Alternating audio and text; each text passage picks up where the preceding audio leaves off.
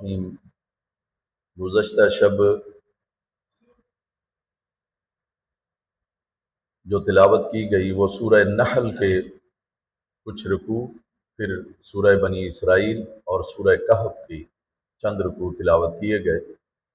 اللہ تبارک و تعالی نے عدل اور احسان کا حکم دیا ہے۔ ایک آیہ کریمہ ہے جو بڑی مشہور ہے اور تقریباً ہر خطبے کا حصہ ہوتی ہے، اور اسے عبداللہ بن مسعود رضی اللہ تعالی عنہ نے قرآن کی جامع ترین آیت قرار دیا، یعنی اگر اسے اپنا لیا جائے تو تقریباً دین کے ایک بڑے حصے پر عمل جو ہے وہ ہو جاتا ہے۔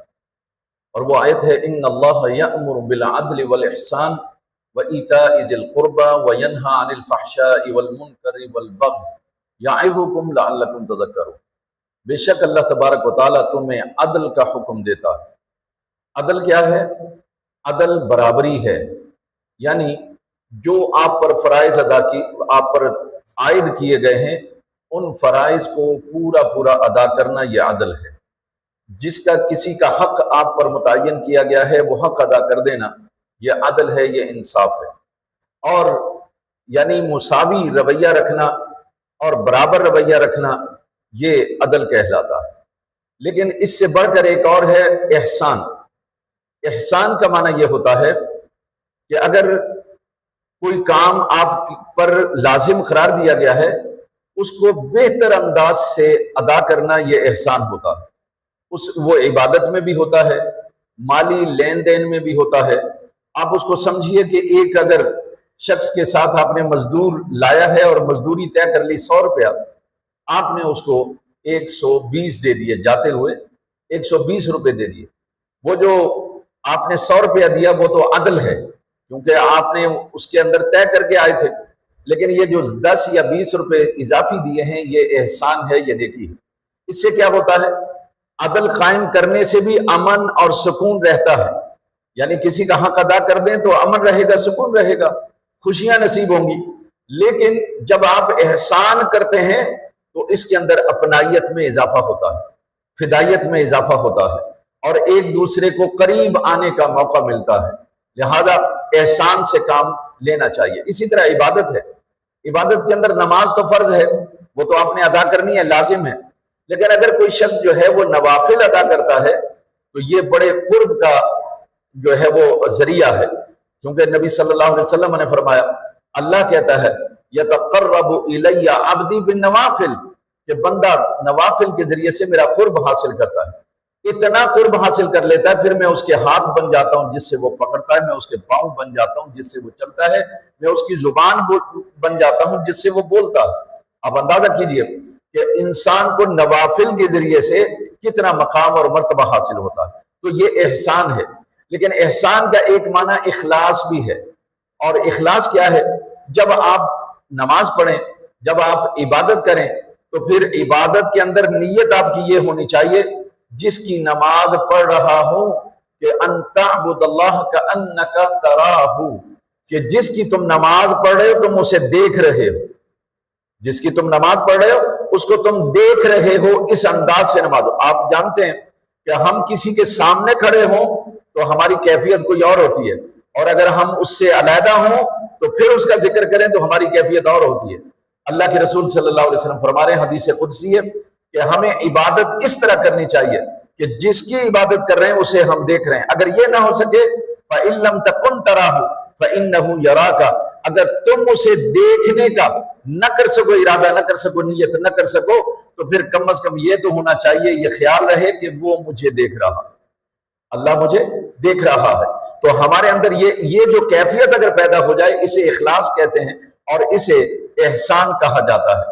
لہذا جب بھی کوئی عبادت یا بندگی کریں وہ اسی مرتبے پر فائز ہو کر کے کرنی چاہیے۔ تو فرمایا ان اللہ یأمر بالعدل والاحسان وایتاء ذی القربى، ایتاء ذی القربى یعنی اپنے عزیز و اقارب کے جو تم پر حقوق ہیں وہ ادا کرو، عزیز و اقارب کے ساتھ صلہ رحمی سے پیش آؤ، اور صلہ رحمی یہ ہے کہ ان کا حق باقی لوگوں سے ہم پر زیادہ ہے، اگر وہ مستحق ہیں تو کہیں اور زکوٰۃ یا صدقہ فطر دینے کے بجائے اپنے عزیز و اقارب کو صدقہ دیا جائے، اپنے عزیز و اقارب کو جو ہے صدقۃ الفطر دیا جائے، ان کی مالی معاونت کی جائے۔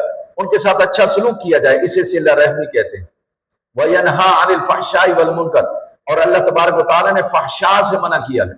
یہ فحاشی اور عنیانی جس کو میں نے اور آپ نے اس معاشرے کے اندر ایک فن قرار دیا ہے، آرٹ بنا دیا ہے، تفریح کا باعث بنا دیا ہے، بلکہ ہم تو کہتے ہیں یہ تفریح ہو گئی ہے، اور تفریح کا لیبل لگا کر ہم اسے جواز جو ہے اس کا بنا دیتے ہیں کہ یہ جائز ہو گئی، ہم اس کے کہتے ہیں یہ انٹرٹینمنٹ ہو گئی ہے، لہذا تفریح کے لیے اگر کوئی کام کیا جائے تو یہ جائز ہے۔ یاد رکھیے، ہم اس کو تفریح کا نام دے کر فحاشی کو ہم اس کو جائز اور حلال قرار نہیں دے سکتے۔ اللہ تبارک و تعالیٰ نے وَيَنْهَا عَنِ الْفَحْشَاءِ، اللہ تبارک و تعالیٰ نے فحاشی سے منع کیا۔ وہ فحاشی کیا ہے؟ بھئی مخلوط مرد و عورت کا ایک جگہ آنا جانا، اور عورتوں کا جو ہے پردہ نہ کرنا، اور اس طرح سے بہت سارے امور ہیں جو فحاشی کے اندر۔ اسلام نے تو وہ جو زنا کا مقدمہ ہے، یعنی رقص و سرور کی محافل ہیں، گانے ہیں، اور اس طرح سے مرد و عورت کا اکٹھے مل بیٹھنا ہے، جسے جو ہے وہ ہمارے ہاں تعلیمی اداروں کے اندر کو ایجوکیشن کہتے ہیں، بچے اور بچیوں کا اکٹھا ہونا، یہاں سے تربیت ہوتی ہے کہ بچے اور بچیاں کس طرح سے اکٹھے رہ سکتے ہیں۔ اسلام نے اس کو منع کیا، اس کو فحاشی قرار دیا ہے، لہذا وَيَنْهَا عَنِ الْفَحْشَاءِ، اللہ تعالیٰ نے فحاشی سے منع کر دیا ہے، ہم کسی بھی نام پر فحاشی کا رواج نہیں دے سکتے ہیں۔ اور دوسرا وَيَنْهَا عَنِ الْفَحْشَاءِ وَالْمُنْكَرِ، اور منکر کہتے ہیں ہر وہ چیز جس سے شریعت نے منع کر دی۔ شریعت نے سود سے منع کیا، رشوت سے منع کیا، جھوٹ بولنے سے منع کیا، شراب پینے سے منع کیا، جھوٹی قسمیں کھانے سے منع کیا۔ جس کام سے شریعت نے منع کر دیا ہے وہ منکر ہے، لہذا جو منکر ہے اس سے بھی ہمیں بچنا ہے۔ والبغش، یہ بغش کا لفظ استعمال ہوا ہے، بغش کے معنی ہوتے ہیں ظلم اور زیادتی۔ ظاہر ہے ڈاکہ مارنا زیادتی ہے، کسی کے مال کو غصب کر لینا، ہڑپ کر لینا، یہ زیادتی ہے، چوری کرنا یہ زیادتی ہے، چھینا جھپٹی کرنا یہ زیادتی ہے، حلال کو چھوڑ کر حرام مال کمانا یہ زیادتی ہے، کم ناپ تول کرنا یہ زیادتی ہے، اور اسی طرح سے دام زیادہ بڑھا دینا، مہنگائی کر دینا یہ زیادتی ہے، ذخیرہ اندوزی کرنا یہ زیادتی ہے۔ تو اللہ تعالیٰ کہہ رہے ہیں والبغش، اس زیادتی سے، ظلم سے بھی اللہ تبارک و تعالیٰ تم کو منع کرتا ہے۔ اور یاد رکھیے رسول اللہ صلی اللہ علیہ وسلم نے فرمایا کہ دو گناہ ایسے ہیں، قطع رحمی یعنی عزیز و اقارب کے ساتھ برا سلوک کرنا، اور یہ بغش ظلم اور زیادتی جس میں خیانت بھی آ جاتی ہے، ملکی مفادات کے خلاف کام کرنا، اسلام کے خلاف کام کرنا، آئین کے خلاف کام کرنا، قوم کے خلاف کام کرنا، یہ بھی زیادتی اور ظلم ہے۔ یہ دو زیادتیاں ایسی ہیں، قطع رحمی اور بغش۔ میرے نبی صلی اللہ علیہ وسلم نے فرمایا اللہ تبارک و تعالیٰ کی طرف سے مرنے سے پہلے پہلے دنیا میں بھی ان دونوں گناہوں پر عذاب آنے کا اندیشہ ہے، یعنی یہ دو گناہ ایسے ہیں کہ آخرت میں تو ہوگا ہی ہوگا، دنیا میں بھی ان کا عذاب جو ہے وہ ایسے بندے پر نازل ہوتا ہے، لہذا قطع رحمی سے بھی بچو، اور ساتھ ہی ساتھ بغش یعنی زیادتی اور ظلم سے بھی بچو۔ آپ ظالم کے ساتھ نہیں ہونا، آپ نے ہمیشہ مظلوم کا ساتھ دینا ہے، اور ظلم سے اپنے ہاتھ کو، اپنے آپ کو بچا کر کے رکھنا ہے۔ پھر اللہ تبارک و تعالیٰ نے ارشاد فرمایا فَإِذَا قَرَأْتَ الْقُرْآنَ فَاسْتَعِذْ بِاللَّهِ مِنَ الشَّيْطَانِ الرَّجِيمِ، جب آپ قرآن کی تلاوت کرنے کا ارادہ کریں تو آپ کو چاہیے کہ شیطان مردود کے شر سے اللہ کی پناہ طلب کریں، اے اللہ ہمیں پناہ عطا فرما۔ یہ وجہ دراصل یہ ہے، یہاں مخاطب تو رسول اللہ صلی اللہ علیہ وسلم ہے، یہ پیغام امت کے لیے ہے، کیونکہ قرآن وہ واحد کتاب ہے کہ جو کتاب ہدایت کہلاتی ہے، اس سے ہدایت ملتی ہے۔ اب جو بھی ہدایت کی خاطر قرآن پڑھنے لگے گا، شیطان اس کے دل میں وسوسے ڈالے گا، اسے نہیں پڑھو، بس تھوڑا سا پڑھا تو نیند آنے لگتی ہے، تھوڑا سا پڑھا تو جی چاہتا ہے کہ بس اب میں سو جاؤں یا میں اسے ترک کر دوں، چھوڑ دوں۔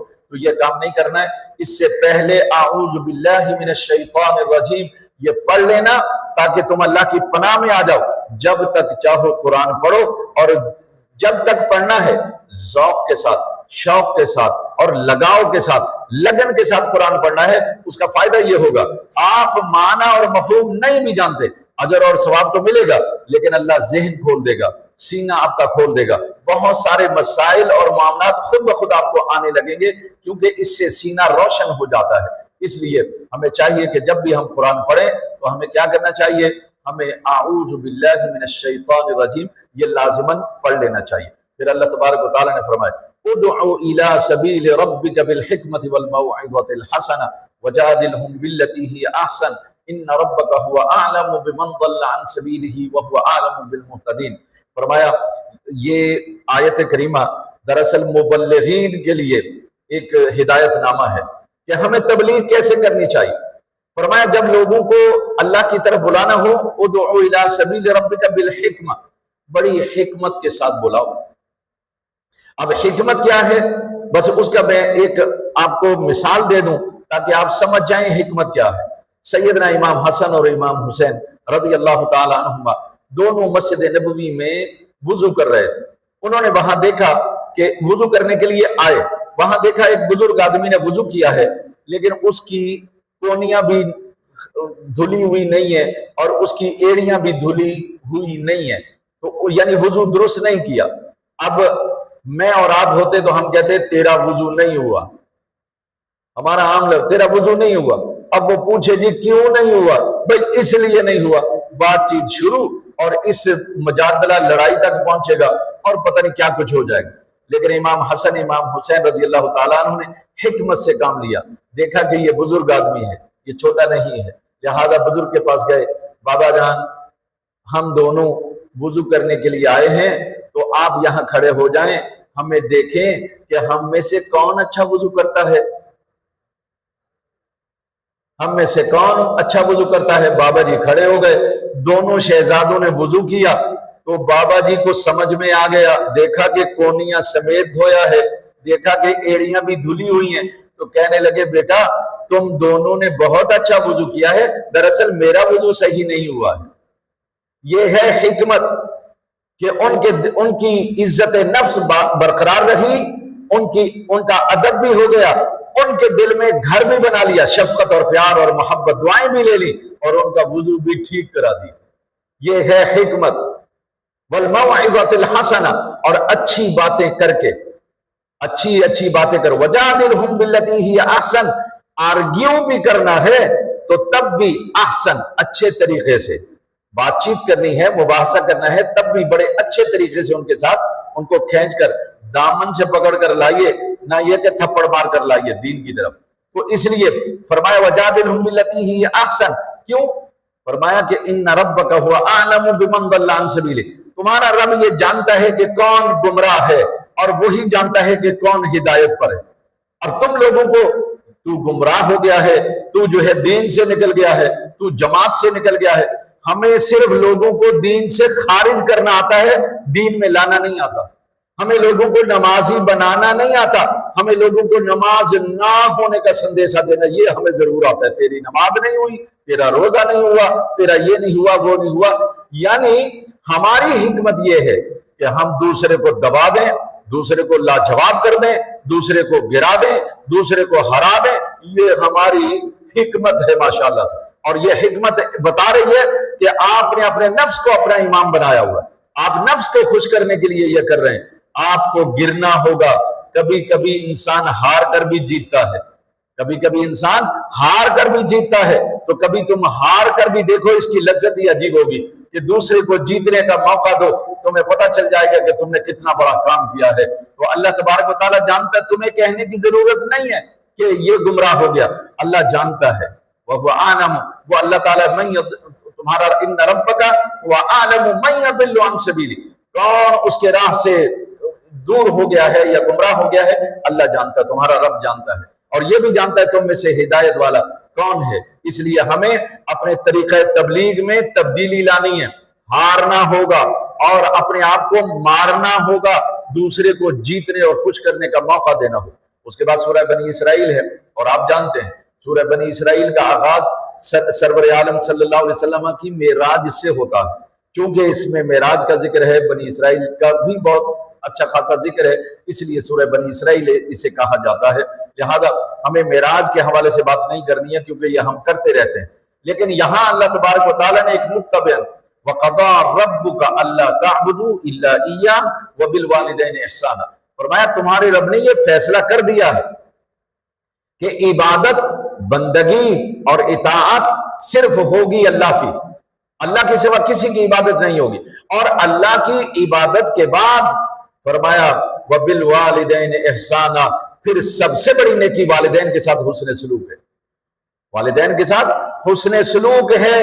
تو یاد رکھو یہ ساری عبادات کے بعد اگر کسی نے والدین کے ساتھ حسن سلوک نہیں کیا اس کی عبادت کسی کام کی نہیں ہے، کیونکہ تمہارے رب نے فیصلہ کر دیا کہ میری بندگی کے بعد اپنے والدین کی اطاعت کرو، ان سے محبت کرو، ان کی خدمت کرو۔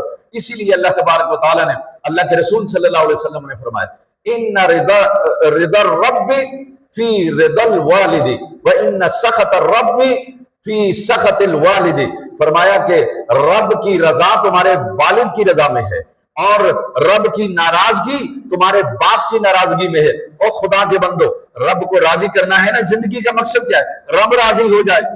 اللہ کہہ رہا ہے، اب اللہ کے رسول بتا رہے ہیں اپنے والد کو راضی کر لو، تمہارا رب تم سے راضی ہوگا۔ اور الجنت تحت اقدام الامہات، اور جنت جو ہے تمہاری ماؤں کے قدم کے نیچے ہے۔ اب یہاں ایک جملہ لے جائیے اور یہ تحفہ ہے، وہ کیا؟ اپنے والد کی ہمیشہ اطاعت کرو اور اپنی ماں کی ہمیشہ خدمت کرو۔ اپنے والد کی اطاعت کرو، ماں کی خدمت کرو۔ یہ جملہ یاد رکھنا، جس نے یہ کر لیا اس کا رب اس سے راضی ہے۔ اور فرمایا اللہ وبالوالدین احسانا، آگے ایک کیفیت بیان کی، اما یبلغن عندک الکبر احدہما او کلاہما فلا تقل لهما اف ولا تنہرہما وقل لهما قولا کریما۔ فرمایا اگر وہ دونوں یا ان میں سے کوئی ایک اگر تمہارے سامنے بوڑھے ہو جائیں تو ان کو اف تک نہیں کہنا۔ یہ اف کی تشریح کرتے ہوئے علامہ آلوسی رحمۃ اللہ علیہ نے فرمایا اف کا مطلب یہ ہے اگر تمہیں والدین میں سے کوئی بھی کوئی کام کہہ دے تو تمہارے دل میں ایسا بھی نہیں ہونا چاہیے، دل میں بھی یہ نہیں کہنا اف یہ کیا کہہ دیا، ابا نے کیا کہہ دیا، یہ دل میں بھی خیال نہیں آنا چاہیے۔ اور ان سے بڑی پیار سے بات کرنی ہے، وَخْفِضْ لَهُمَا جَنَاحَ الذُّلِّ مِنَ الرَّحْمَةِ، اور بڑی شفقت کے ساتھ ان کے سامنے ہاتھ پھیلا پھیلا کے رکھنے، ان کے سامنے ہاتھ عاجزی کے ساتھ کہ بابا جی یہاں تشریف لائیے، جی ماں جی فرمائیے، یعنی تمہارے ہاتھ نیچے رہیں، ان کو تمہارے انداز سے بھی شفقت محسوس ہو اور اطاعت اور تابعداری محسوس ہو۔ والدین یہ محسوس کریں میرا بیٹا میرا بڑا فرما بردار ہے، ان کے لیے اتنا ہی کافی ہوتا ہے۔ اور فرمایا من الذل، اور یہ کہنا دعا مانگنی رب ارحمہما کما ربیانی صغیرا، اے ہمارے رب ان دونوں پر اس طرح سے رحم فرما، ایسی شفقتیں فرما جیسا کہ بچپن میں چھوٹے ہوتے ہوئے یہ مجھ پر شفیق اور مہربان۔ آپ اندازہ کیجئے کہ اللہ تبارک و تعالیٰ اپنے والدین کے حوالے سے کیا چیز ہمیں سکھا رہا ہے۔ میں نے ایسے والدین کو دیکھا جو پریشان رہتے ہیں اپنی اولاد کی وجہ سے، کیوں؟ ان کو پتا چلتا ہے کہ جس اولاد کی خاطر رشوت لیتے رہے، جس اولاد کی خاطر حرام کماتے رہے، جس اولاد کی خاطر ظلم و ستم لوگوں پر ڈھاتے رہے، جائیے اسلام آباد میں جائیے، ایک شخص بوڑھا آدمی جو آئی جی پنجاب تھا وہ وہاں روڈ پر بیٹھا ہوا ہے، رو رہا ہے۔ پولیس نے پوچھا کیا ہوا؟ کہا کبھی تو میں آئی جی پنجاب تھا، آج میری اولاد نے مجھے گھر سے نکال دیا۔ یہ میں خبر بتا رہا ہوں میڈیا کی آپ کو بتانے کے لیے کہ اولاد کی تربیت اگر اچھی کی ہو، اولاد کو رزق حلال کھلایا ہو، اللہ کی قسم ایسی اولاد آ نہیں سکتی کہ وہ والد کو باہر جانے دے، وہ خود باہر چلے جائیں گے، والد کو گھر سے باہر نہیں نکالیں گے۔ لیکن اندازہ کیجئے حرام مال کی تاثیر یہ ہے، ابا کہنا تو کجا گھر سے نکال دیا، زندہ ہوتے ہوئے گھر سے نکال دیا۔ یہ ہے ظلم اور یہ ہے زیادتی۔ اس سے اللہ تبارک و تعالی اللہ یہ کہہ رہا ہے سختی سے بات بھی نہیں کرنی ہے، اور جو اولاد گھر سے باہر نکال دے اس کا کیا انجام ہوگا۔ پھر اللہ تبارک و تعالی نے وَلَا تَقْفُ مَا لَيْسَ لَكَ بِهِ عِلْمٍ إِنَّ السَّمْعَ وَالْبَصَرَ وَالْفُؤَادَ كُلُّ أُولَٰئِكَ كَانَ عَنْهُ مَسْئُولًا، فرمایا کہ اس بات کے پیچھے مت پڑو جس کا تمہیں علم نہیں ہے۔ اب یہ جتنی غلط فہمیاں پھیلائی جاتی ہیں ان کا علم کوئی نہیں ہوتا لوگوں کو، اور جتنی جو ہے بدگمانیاں پھیلائی جاتی ہیں اس کی کوئی اصل نہیں ہوتی ہے، جتنے بہتان لگائے جاتے ہیں اس کی کوئی اصل نہیں ہوتی ہے۔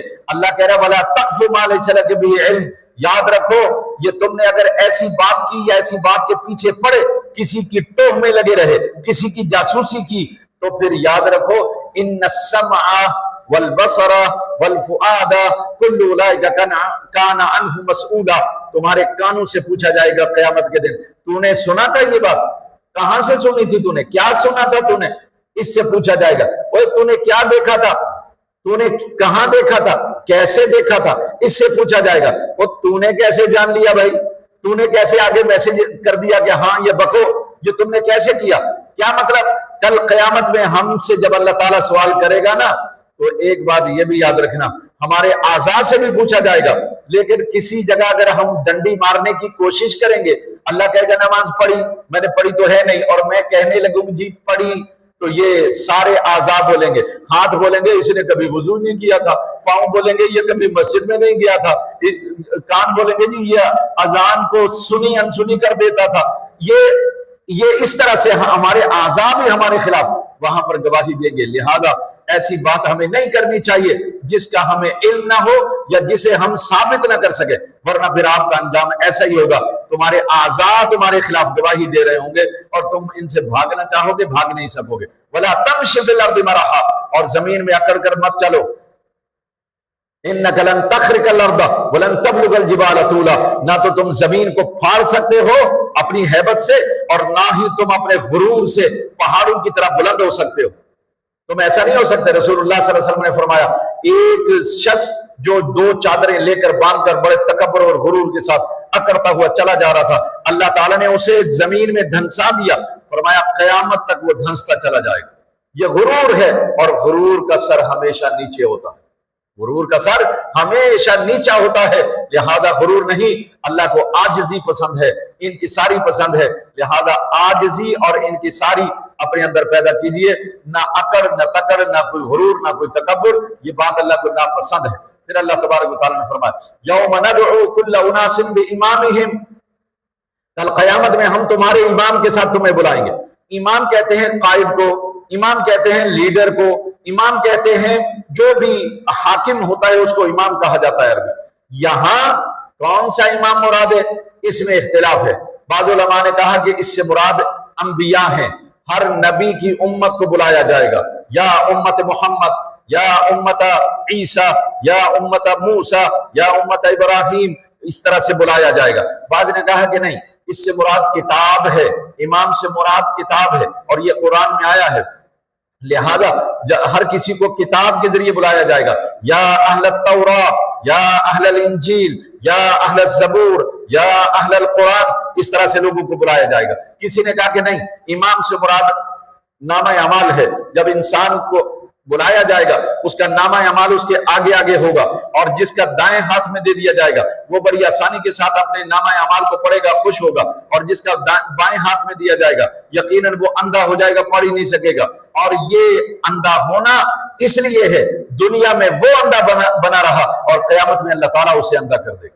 اور قرآن میں ہے آیت ومن اعرض عن ذکری فإن له معیشۃ ضنکا ونحشره یوم القیامۃ اعمی، جو ہماری یاد سے بیگانہ رہا ہم اس کو قیامت کے دن اندھا کر کے اٹھائیں گے.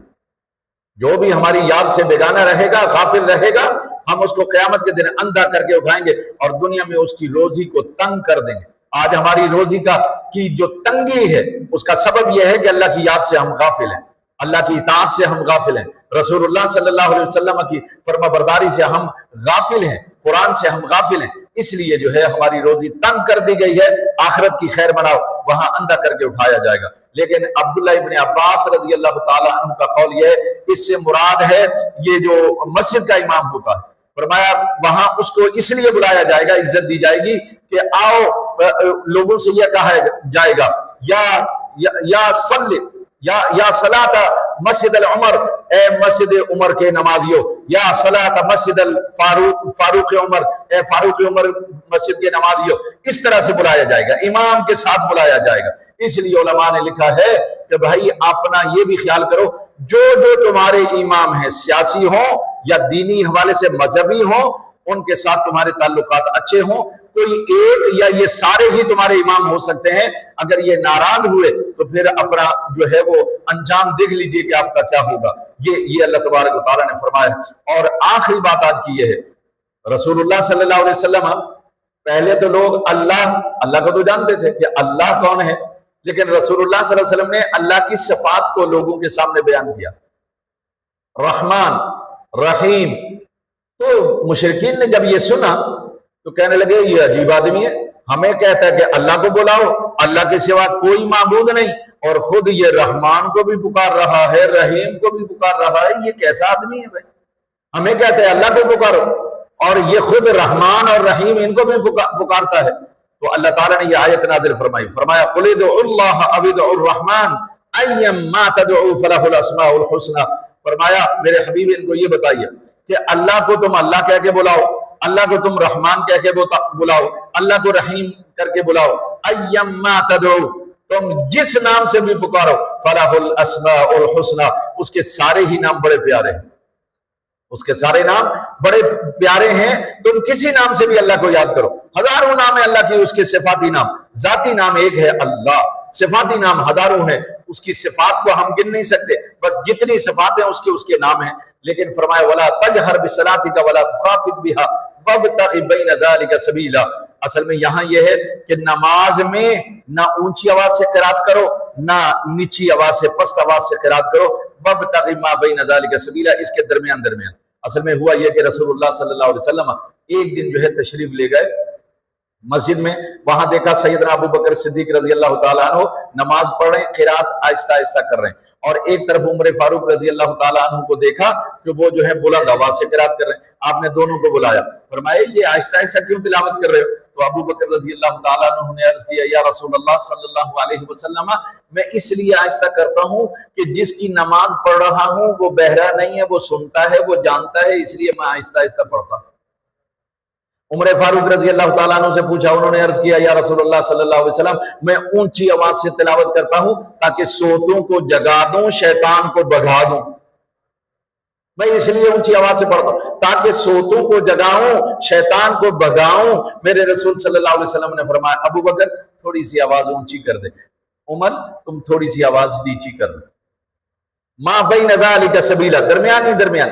ایک اور مسئلہ علماء نے بیان کیا، دراصل رسول اللہ صلی اللہ علیہ وسلم مکہ میں بڑی ہی چھپ چھپا کر عبادت کرتے تھے، اور اس انداز سے کرتے تھے کہ جب ان کے مشرکین کے جاگنے کا وقت ہوتا تھا تو پھر آپ صلی اللہ علیہ وسلم جو ہے قرات پست کرتے تھے، کیونکہ وہ باہر سن لیتے تھے، پھر وہ اللہ کا مذاق اڑاتے تھے، دین کا مذاق اڑاتے تھے، اللہ کو گالیاں دیتے تھے وغیرہ وغیرہ۔ تو اللہ تعالیٰ نے آپ کو فرمایا میرے حبیب جب یہ جاگ رہے ہوتے ہیں نا تو آپ آہستہ آہستہ تلاوت کیا کریں، اور جب نہ جاگ رہے ہوں تو پھر آپ بلند آواز سے تلاوت کیا کریں۔ آگے جو سورہ کہف ہے ہمیں اس کو بیان نہیں کرنا، صرف اتنا سا بتانا ہے، اس کے اندر جو ہے کہف اصل میں کہتے ہیں غار کو۔ کچھ نوجوان ایسے تھے جو اپنا دین بچانے کے لیے دنیا سے نکل گئے، اور ہم جو ہے نا دین کا بیڑا غرق کرنے کے لیے وہ سارے کام کرتے ہیں جس پر ہماری دنیا اچھی ہو جائے۔ تو یہ نوجوانوں کے لیے اس کے اندر بڑا سبق ہے، انشاءاللہ العزیز تفصیلی حوالے سے کل ہم اس پر بات کریں گے۔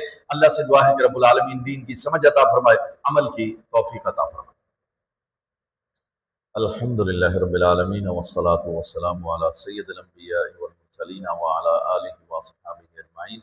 رب زدنا علما نافعا وعملا مقبولا ولسانا ذاکرا وقلبا منورا وایمانا مستقیما ودعاء مستجابا۔ رب اشرح لي صدري ويسر لي امري واحلل عقدة من لساني يفقهوا قولي۔ اللهم اجعل من الذين يستمعون القول فيتبعون احسنه برحمتك يا ارحم الراحمين۔